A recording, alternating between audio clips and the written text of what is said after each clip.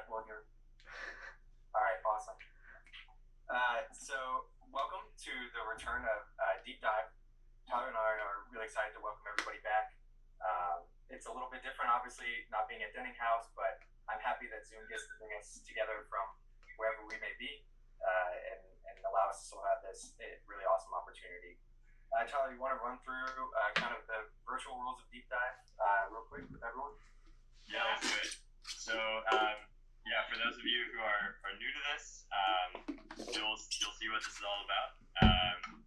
But there are a few ground rules that we always have. Number one is anything that's said here stays here.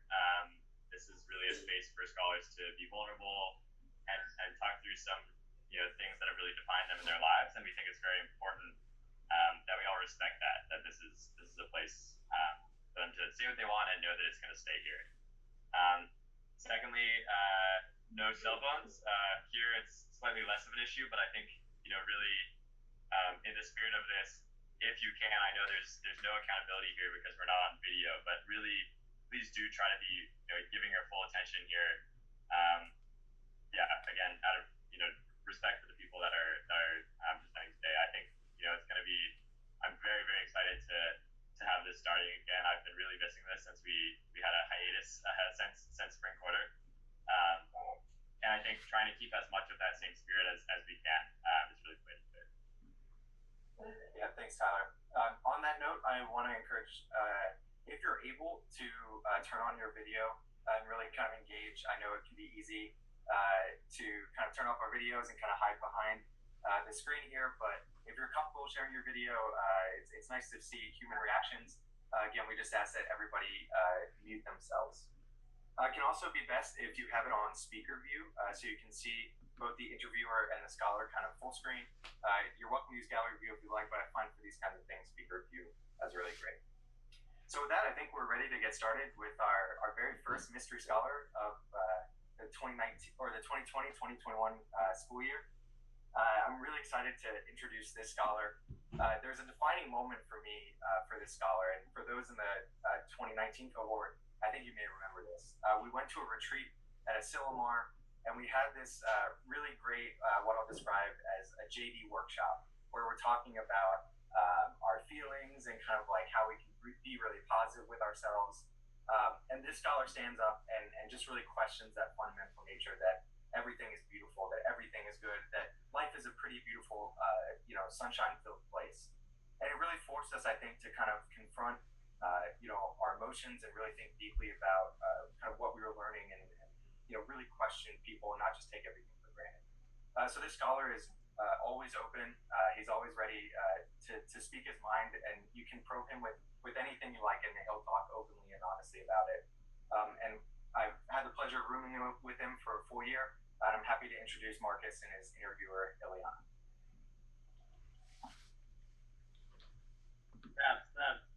Thanks, Andrew. Thanks for the great introduction.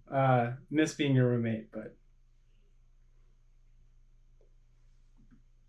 Hello.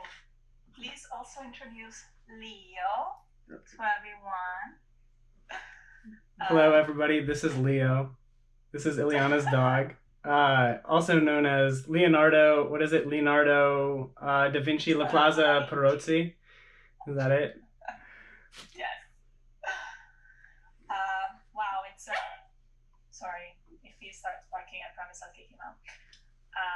It's an honor to be here and to be Marcus's interviewer.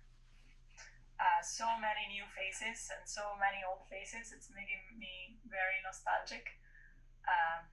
But tonight is about you, Marcus, and I must admit, I was nervous for this because when you get to know Marcus and you get, to be his interviewer on Deep Dive, you have to do him justice, and that's a big goal. So I guess I'll tell you a little bit about the first time I ever met him, and I was his KH interviewer. And it was the end of the day. He was the very last interview. All my previous ones were great. I was blessed. But when Marcus walked in, I think it was like 4:30 p.m. and we had been up since 6 a.m. I'm not joking, there was an aura that came with him in the room and that just energized me and the rest of us.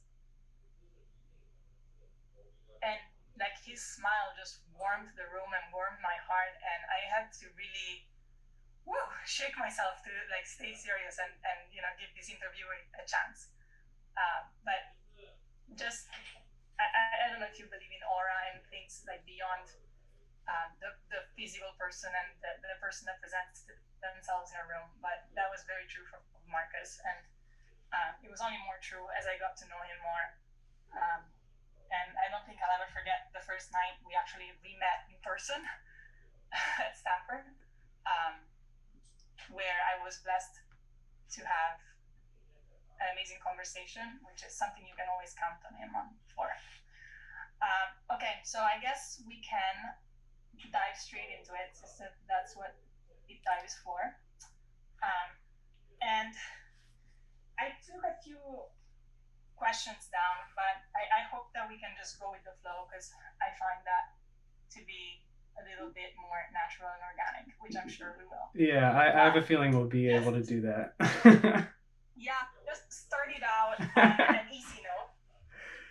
Just to start it out real easy, this is something I like to ask in general to my friends.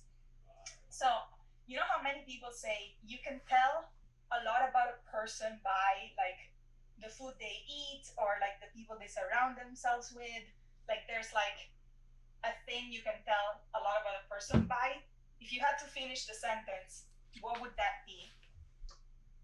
And then the second part of that question is, if others also judged you by that, what would they think about you?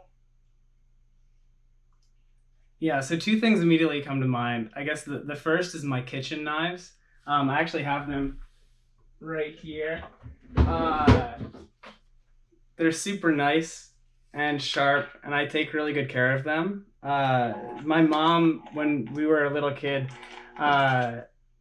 would always basically describe me as like an accessory boy. So for when I played football, I had to have pads on every like inch of my body, and I had to have Legos and Bionicles and all this stuff. And so I think like there's a part of that is curiosity and like wanting to learn about, like what makes knives special and like which knife should I get, or like what trombone should I buy and what mouthpiece should I use. But then there's also this like care, this I guess deep care that I have and appreciation that I have for things that people have spent a lot of time making.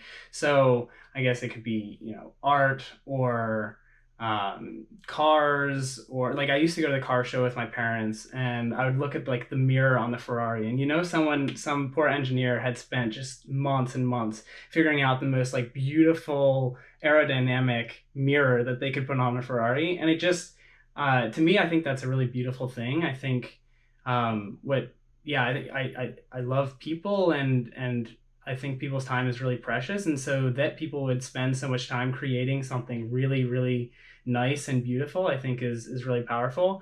And then with that, like with these things, I really like to take care of them. So I like to clean my trombone. I like to clean my knives.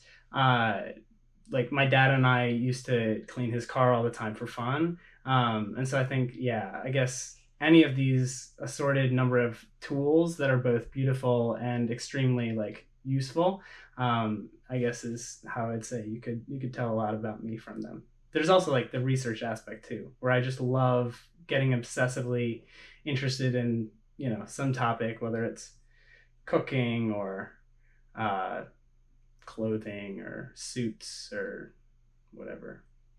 I don't think I did one this summer though. Now that I'm thinking about it, I don't know. Well, just to recap, my question being, you can tell a lot by a person, a lot about a person by my junk, my stuff, by their junk. Okay, yeah, by my shit. No, I mean you can insert anything there: trombone, kitchen knife. Yeah. actually got out of that answer is like the word care. Like care for the knives, care for the trombone, like care for things that many wouldn't care about, just like details that go unnoticed. And that's something that I think you do really well. You know, like as a friend, you always make your friends make for, which is really special. I wonder if you know where that comes from in your life. So, this like ability to care and empathize so much with people, and feel so close to people and notice things about them and about like how they're feeling and just like read people.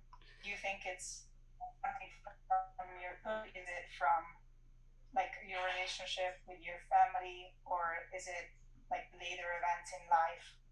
I don't want to be too leading. No, I think it's really an interesting question. I wouldn't describe myself in high school as a particularly empathetic person. Like I really, up until I got, I guess, my first girlfriend, honestly, I kind of wasn't very empathetic. I had that very like childish, I guess, the childish blinders on. And even in high school, I think I really kind of kept my guard up. I mean, I had friends, I had close friends. People who are close to me will know I have this like really tight group of Dungeons and Dragons friends that I play Dungeons and Dragons with all the time. But I don't think I fully, I guess, uh, yeah, reached like peak level of empathy until I went to college. And I think there was a distinct shift, even in the first week of college. Maybe it was because I got to go somewhere and no one knew who I was. I could kind of recreate who I was myself, but or maybe it was because I was just desperately trying to get to know people, and I was finally, yeah, I was in a place where I had no friends, and so I had to make them quickly. But I really just, I guess, opened up and tried to, I guess, push my sense of self outward. And I also, around that time, made a decision to try and feel things more and think less.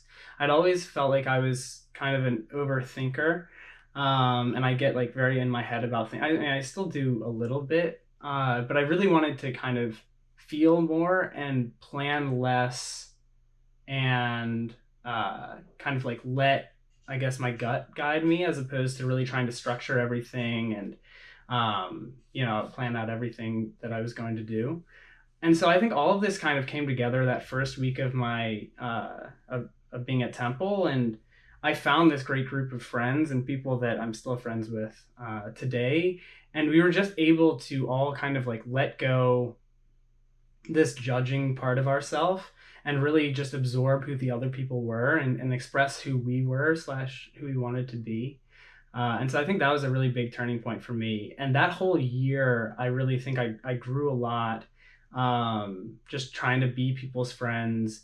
Instead of, watching YouTube or playing video games, I would walk around the halls in my freshman dorm and just kind of like go and talk to people, and listen to their stories and try and understand who they were. And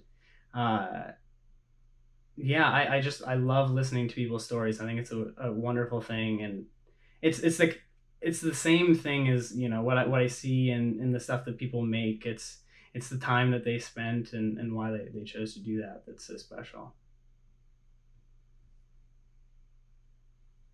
Yeah, and I would say that you have made community a big part of your life, at least at Temple and at Stanford. And I myself have learned probably more about Temple than I know on my own institution. Just like, oh yeah, I know that Temple professor, I know they do that. But I want to learn more about your time at Temple. I know it holds a very very special place in your heart. Sort of falling in love with physics, falling in love, college, this newfound need to feel, and sort of your other adventures. Yeah, maybe give us a little overview of Temple and. Yeah, I mean, Temple, for context, both of my parents went to Temple. My grandfather went to Temple. My brother is currently at Temple. But I wasn't actually expected or forced to go to Temple. I had originally wanted to go to actually Brown, where Ileana went. But I was rejected from every single private school that I went to.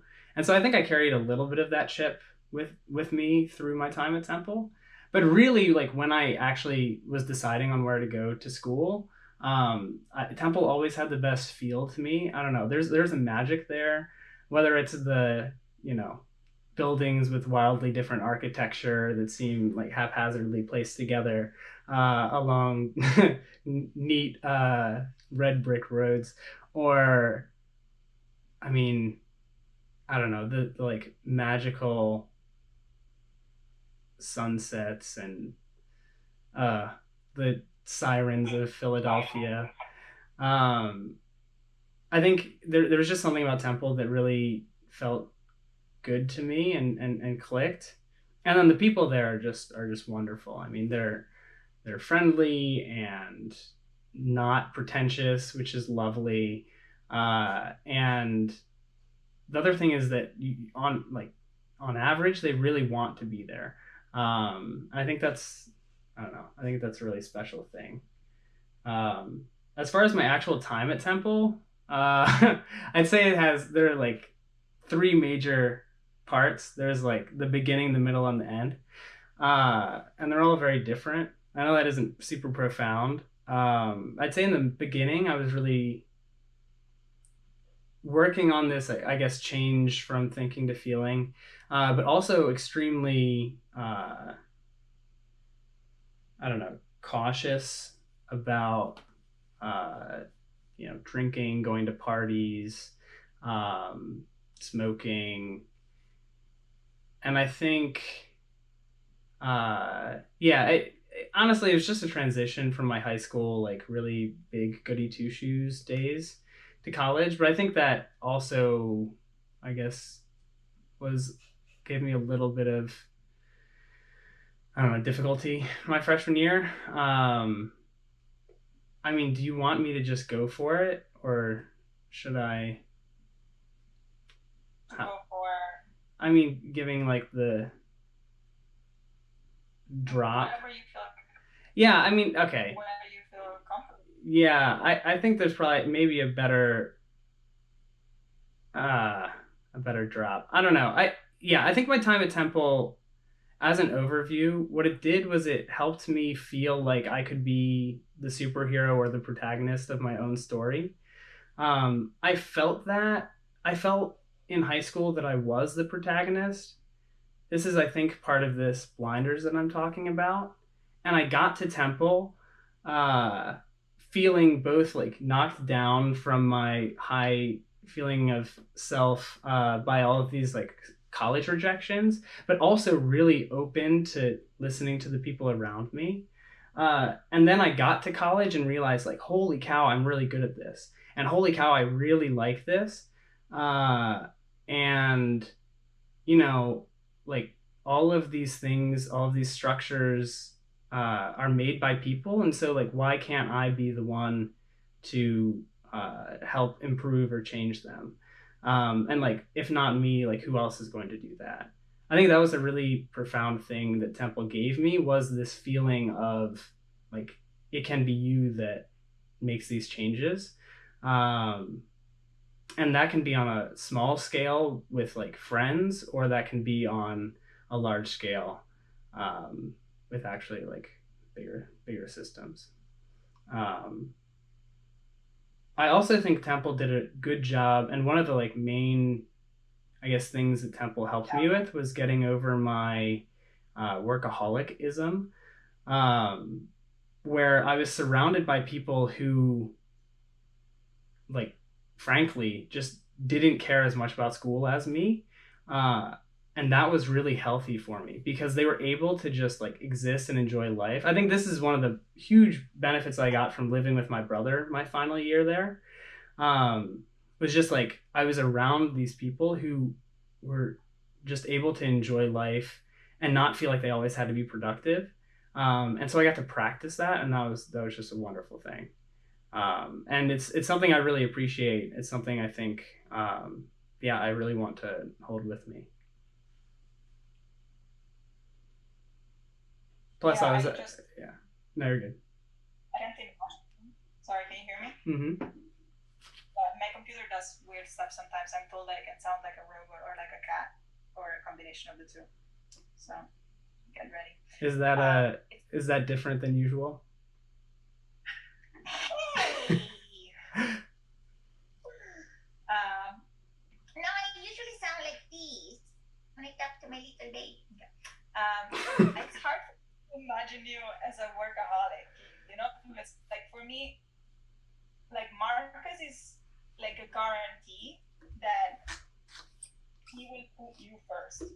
Like, yeah, he's getting a PhD in like fucking physics because, like, yeah, he's that smart at IMSC and Stanford and everything. But there will never be a time where you need him and he won't just be there. So like the workaholic you, I really can't imagine and can't fathom. But I guess that was another you. I don't know. So, sorry, were you gonna say something? No, I just said yeah. Yeah. Hard to imagine at the moment as well, as I try and drag myself to lab every day.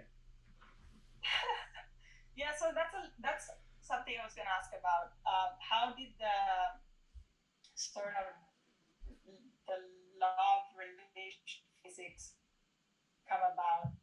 Especially as you were at a time where you were realizing that, like, hey, humanity and like human interaction was so important to you, and like feeling you human and shaping what it meant to be human. And I don't know. Yeah, so I went into undergrad, or I went into Temple originally as an engineer, but the Temple's engineering program is really, really applied. Of course, I'm in applied physics now, but I just got a really weird vibe at the meeting and kind of knew that I didn't want to do engineering. And then I went and I talked with, and this is another thing, like my mentors at Temple were amazing. So I just went to the Temple Honors, like, I don't know, president or whatever. And I was like, hey, I don't know what I'm doing. And she was like, oh, go talk to this physicist. And so I went and talked to this physicist. He's kind of like, I don't know, the Dumbledore of physics at Temple. And he was like, oh, yeah, I also was an engineer for a day. And then he was like, and then I switched. And so we talked, and I kind of decided that if I went with physics, I would have more options, which I think is kind of a chronic tendency of mine. I don't know if it certainly doesn't help my dating life, but this like feeling of always wanting to have your like doors open and not closed. It also didn't help me find an advisor. It was a nightmare. But that was one of the things that I was thinking about. But I'm also very, I guess, yeah, with this, I hesitated to make an actual decision. And so I stayed in like my engineering program, but I signed up for all the classes that a physics major would take because physics majors, or people, like every single person has to take physics if you're going to do science at Temple. So it wasn't like I would be getting behind schedule, which was something I cared a lot about at that point. And so I was like, I can stay on schedule. I can try this out. And then I did the physics classes and I was like, this is amazing. I love this. I'm going to be a physics major. So that's how that happened. And I always viewed undergrad as like school. So I was less concerned about getting a job. I've just not ever really been concerned about getting a job. But I knew that, to get a degree at an undergraduate university, I needed to take classes, and physics classes were the ones that I enjoyed the most. So you say that it doesn't help your love life wanting to live open. So let's dig a little deeper about this love life. No? I know we can. There's just not much to talk about as of late. Well, I guess first question is, have you been in love? I think, yeah, interesting question.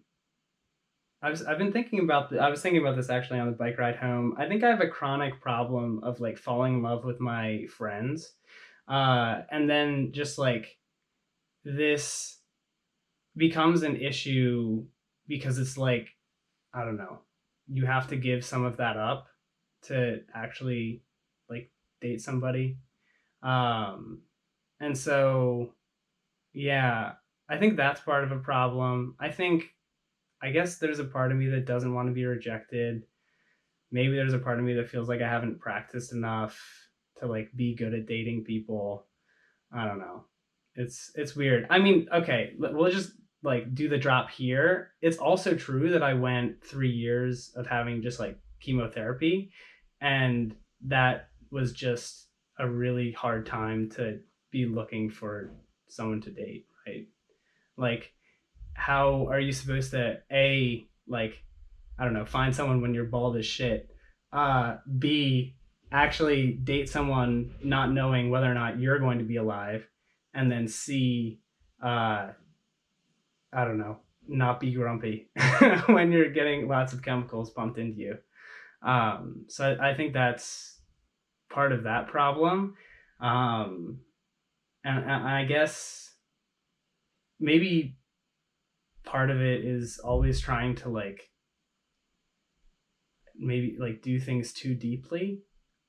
Like, what would the harm be in just casually dating, going on some dates, right? What would the harm be in just trying to get to know more people? But I think, I don't know, I usually do try to do things like very fully, and so it's almost like I want to, you know, make sure that everything about this person is, you know, perfect, which is impossible, before I guess I dive in.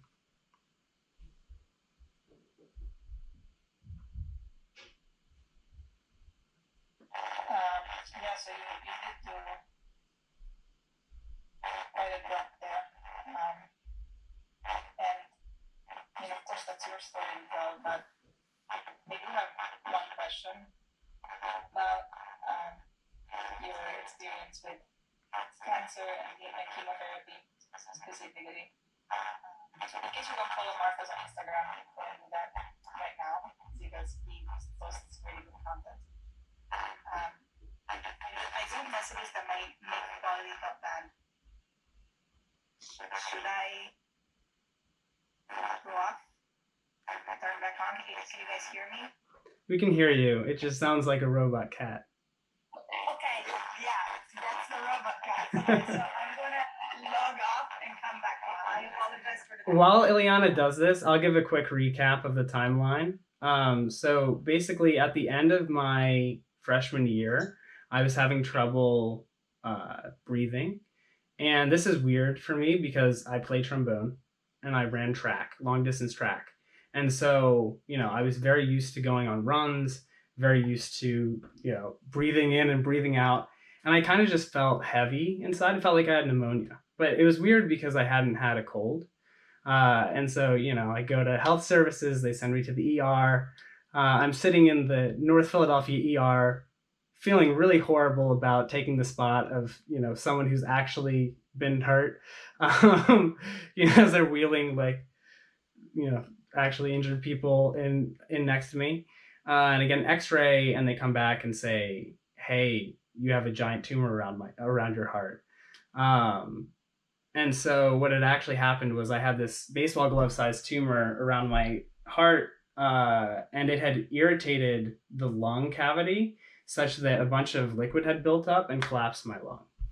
And so, of course, I had to leave school. Also, this happened on April 1st, just for, you know, the memes. But I had to leave school. I did, I guess, a month of really intense chemotherapy, followed by 6 months of like arguably worse chemotherapy, followed by 3 full years of maintenance chemotherapy. So all in all, it was 3.5 years of chemotherapy. So this is why I say like my college experience was a beginning, middle, and end, because the beginning was like me essentially feeling like a superhero, uh, where I could do classes and have all these friends and play trombone and go running and be a manager of the basketball team, to a place where I had 3.5 years thereafter of I really can only do school and chemotherapy, because every 4 weeks I had to get another dose, which would literally just like wipe me out mentally. Like I just couldn't do anything that week at all. So everything had to be like all of a sudden became very compartmentalized and focused by necessity, where every week I had to think like, okay, well, all right, it's week one. What are the things I need to do in these 3 weeks so that such that I can take that fourth week off? And I also had to live by myself, so I could no longer like walk the halls and just hang out with people because I was immunosuppressed. It's like a worse version of what we have now with social distancing. I couldn't go to parties with my friends. I couldn't, for a while go to sporting events. So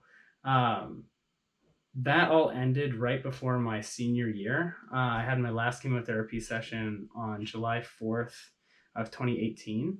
And so my senior year was like this crazy, I mean, it was like God was like, hey, sorry for just making your sophomore, junior year absolutely horrible, and like your gap year horrible. Let's just pretend we can redo sophomore year. Because I moved in with my brother and a group of sophomores. I was 21, so I could buy alcohol for our house. We threw bangers every weekend. Like I applied for all these grad schools. I didn't get into some, but I won all these like random scholarships. And so I just had this crazy high coming off of this like absolutely like low of lows.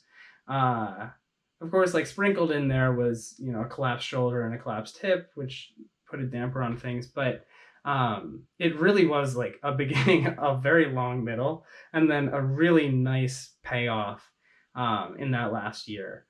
I think that also is part of the reason why I had a pretty miserable first year here at Stanford, is because what could compare to living with my brother in a school that I felt incredibly comfortable with, and honestly was kind of like, I'm not gonna say I was the king of the school, but I was kind of the king of the school. And then like I was in a city and winning all these things, and then coming here was just such a difference. And figuring out grad school was very difficult. Like stark contrast with my first year at Temple, where I felt just, holy cow, this system clicks with me. I'm really good at the way that undergrad works. So yeah, I'm still trying to, I think, get over that a little bit. This coronavirus is also funny because it's a little bit of a continuation, right? It's like I got a year off. Yeah, I always think about that. Yeah. When I think about you and about coronavirus, I think about how like you might be a senior. I just want to say, Marcos, that I think cancer is one of the most difficult topics that people could think about or talk about, let alone experience. And you just humanize it. Like it's something that could touch all of us, probably will if it hasn't already. And you just make it seem human and not so big and scary. Yeah. And to me, that's like the first time I've ever experienced that. And not once have I felt like I'm comfortable talking to you about it, or like not knowing how to handle it or how to handle a conversation. I just think that speaks volumes to you and the life that you've lived? Well, I've had a lot of practice, right? So it hasn't always been that way. And I think this is one of the like main difficulties of, I guess, having cancer and a really extended chemotherapy period is that, first of all, when you get cancer, like, no one knows what to say. Like, what the fuck are you supposed to say? I'll tell you. Here's for everyone here. If you learn nothing from this talk, this is like the one thing. If someone you know gets cancer, gets sick, something like really bad happens, the thing that you should ask them is, how are you doing today? Or how are you feeling today? Because, if you just say like, how are you doing? It's probably bad. Like the integral of how someone is doing is probably overall pretty bad, right?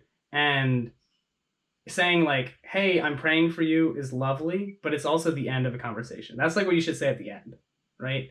If you want to begin a conversation with someone, ask them how they're feeling that moment of that day. Because also, like, as a cancer patient, that's all that you're thinking about, right? You're not planning for a moment from now because you don't know if you'll have it. You're not thinking about your moment. Well, you might be, but you're probably not thinking about the moment directly before because it was probably terrible. So, yeah. And I will say, like, yeah, it took a decent amount of practice. But it was something I really wanted to do because, yeah, I mean, loneliness it's a really hard thing, especially when you're sick, and isolated. And so, yeah, I mean, I very intentionally, and you know this because you were my Night Hennessy interviewer, but I very intentionally found ways of talking with my friends and breaking the ice. I mean, these Instagram posts are a great example of this, where like, oh, like Marcus put this out to the public. I can talk with him about blank. And yeah, I think cancer is human in the. I mean, obviously it's not. I guess it is, right? It's like cells. But I guess it is human cells. But it's human in the sense that, like, when someone has cancer, they still feel all of these human feelings. So it's definitely something I've practiced, and you guys can practice too. And we all can, I guess, try to understand each other a little bit more. Yeah.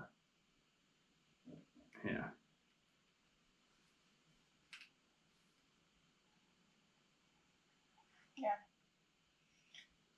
Well, so I want to pick on something that you said in one of those posts.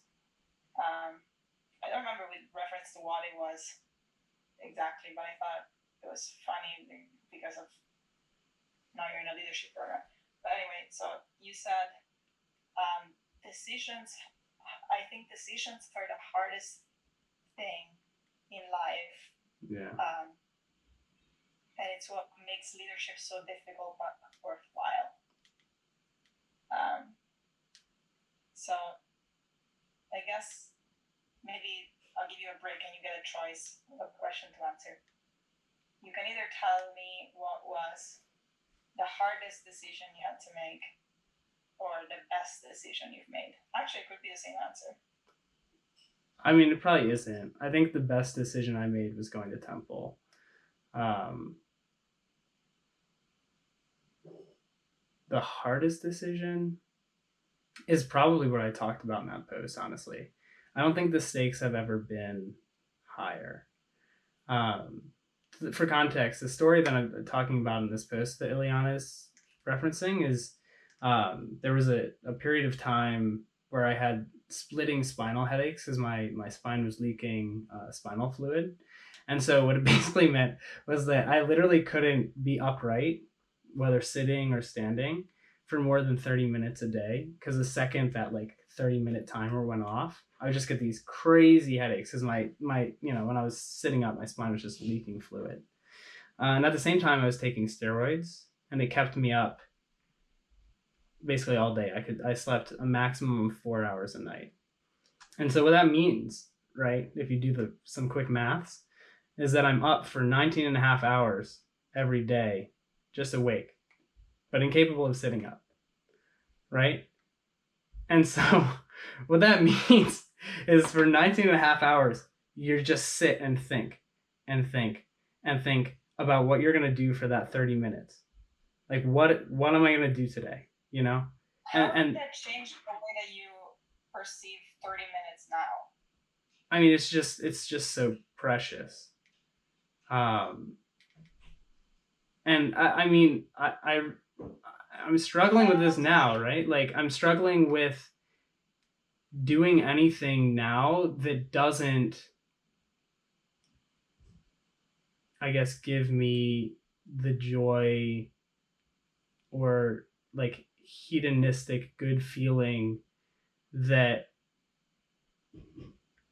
I could have. And I think that's one of the reasons I've struggled with grad school, is like grad school is just like this long extended period of agony, and like it's hard.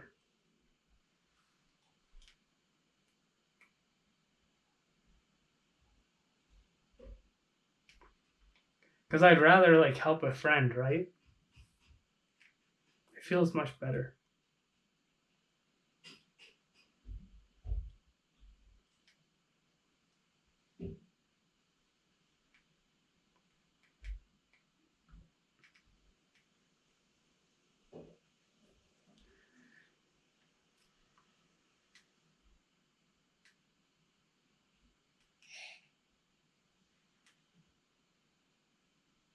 But I mean, the nice thing is that I'm not sick anymore. This is why I keep talking with my therapist. Keeps telling me this. She's like, "Yeah, but you're not sick anymore. You can afford to just like grind, for real. you know, like you can afford to push your body. You can afford to do things that in the long term will give you happiness, as opposed to just like chasing that dopamine hit or that fleeting, like numbing happiness." But it's hard. I've rewired my brain so much. And I mean, the like beautiful thing is I have all this time back, right? The beautiful thing is I like don't feel compelled to do work anymore. And so now I get to choose what I want to do. But making that decision is obviously, I find difficult. I'm still figuring it out.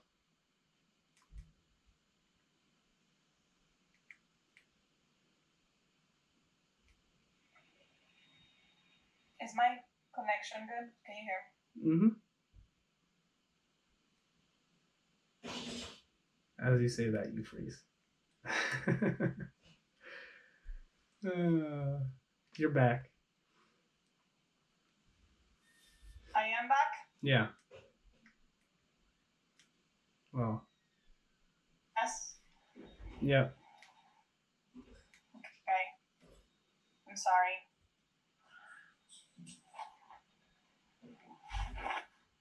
I'm back. Okay, I am getting time warnings, but I really want to ask you this. You have been a blessing to this program, and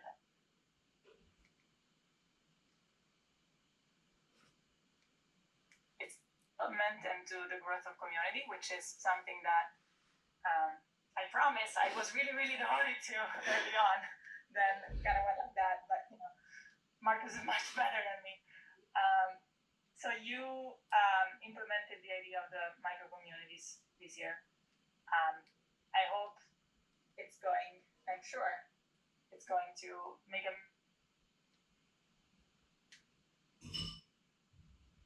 your hope for the program. You know, like now you're almost midway through your journey.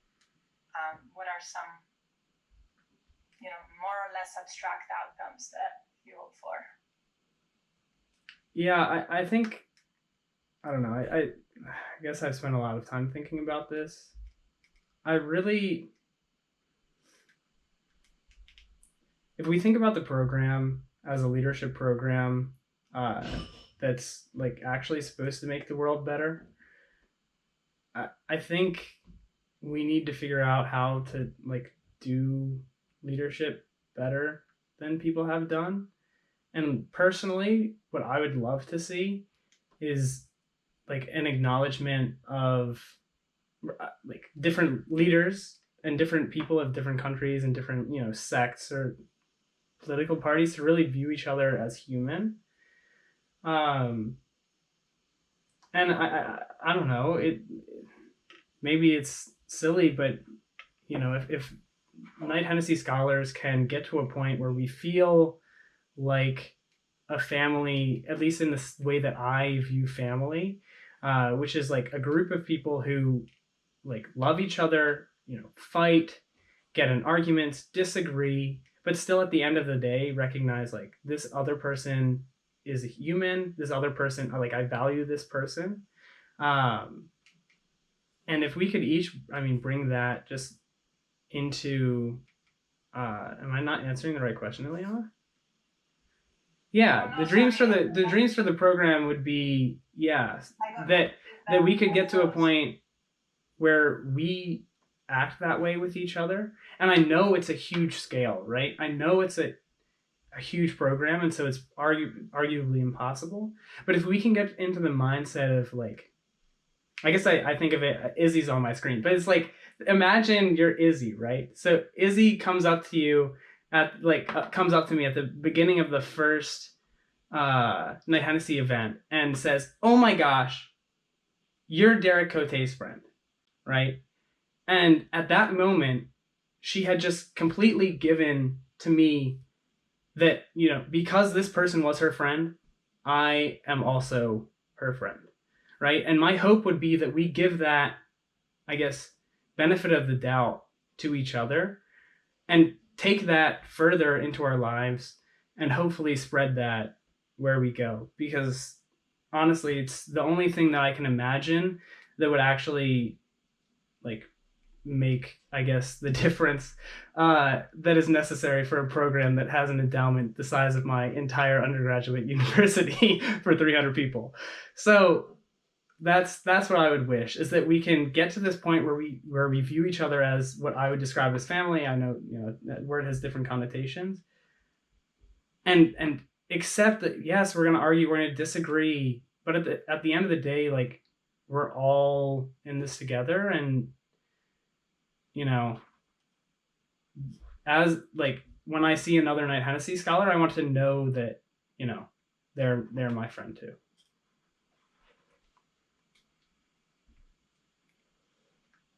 I think they know, or if they didn't, they know now. So I'm sure that Andrew and Tyler will honor the tradition that we had in person. Oh yeah, by the way, Ileana created Deep Dive, for those of you who don't know. So Ileana and Abuzar. With Abuzar, my claim to fame. So thank you so much, Marcus, for opening up tonight, as you do every other day. I hope this was really special for everyone here, and if it was your first time at Deep Dive, now you know a little bit of what to expect, and now you know how special people in this program can be. I'm gonna cut the chase and hand it off to Andrew so he can do the rest. Thank you, Marcus. Well, thanks, Ileana and Marcus. Honoring that tradition of Deep Dive in person, we normally ask people now to shower Marcus with a little bit of love after he's been so vulnerable. So if I can ask people to raise their hands in the participant window, and then Marcus, if you want to click on that